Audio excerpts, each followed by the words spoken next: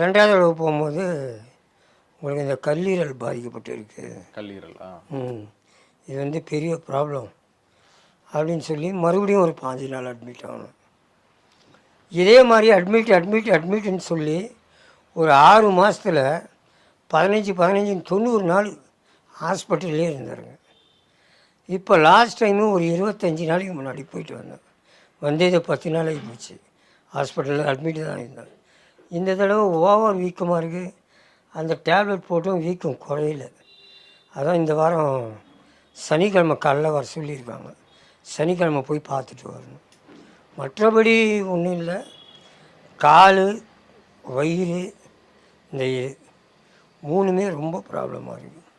இப்போ கல்லீரல் வந்து எதனால் பாதிக்கப்பட்டிருக்கா எதனா சொன்னாங்களா?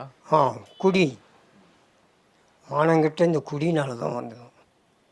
என்னை கேட்டாங்க குடிக்கிற பழக்கம் இருக்கான்னு. டாக்டர்கிட்டையும் வக்கீல்கிட்டையும் போய் பேசக்கூடாதுன்னு சொல்லி உண்மையை சொன்னேன் நான். ஆனால் இப்போ இல்லைங்க. ஒரு டைமில் நான் குடித்தேன். கல்யாணம் ஆகிறதுக்கு முன்னாடியெல்லாம் பயங்கரமாக குடித்தேன்.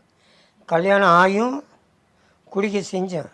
அதுக்கப்புறம் நாடகத்தில் கொஞ்சம் கொஞ்சமாக விட்டுட்டேன்.